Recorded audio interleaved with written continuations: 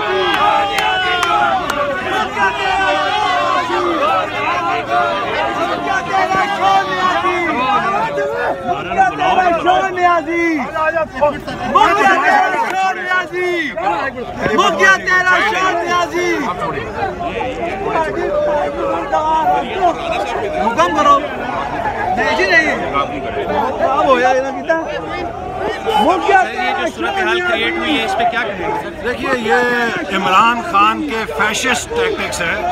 उसने अपने पार्टी के गुंडे पाले हुए हैं जो पाकिस्तान में जमहूरियत को और अपोजिशन को दबाना चाहते हैं। हम इनसे दबने वाले नहीं हैं।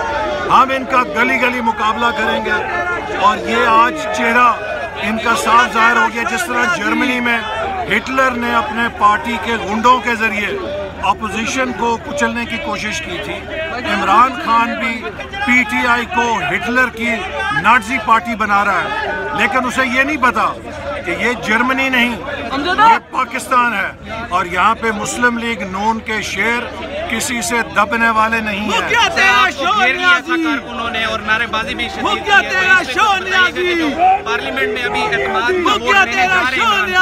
तो इसके बाद PDM का क्या PDM का सरबराही इजलास 8 तारीख नायामल का ऐलान किया जाएगा। लेकिन एक बात तय है, अब इमरान खान को जाना है। पाकिस्तान और इमरान खान अब इकट्ठे नहीं चल सकते। 3 साल में पाकिस्तान को जितना तबाह कर दिया है, मईशत को जितना तबाह कर दिया है, कश्मीर का सौदा कर दिया है, कोई पाकिस्तान का दुश्मन भी 3 सालों में पाकिस्तान की ये हालत नहीं कर सकता था जो इमरान खान के हाथों 3 सालों में पाकिस्तान की हो चुकी है। और अब ये सिर्फ गुंडों के जरिए, इस तरह की गुंडागर्दी के जरिए चाहता है कि अपने इक़्तिदार को बचाए। कभी कोई पाकिस्तान का डिक्टेटर गुंडागर्दी के जरिए नहीं बचा। जब अवाम पीछे से हट जाए, जब अवाम किसी हुकूमत के खिलाफ हो जाए तो फिर उस हुकूमत का जाना ठहर जाता है। सुबह गया या शाम गया।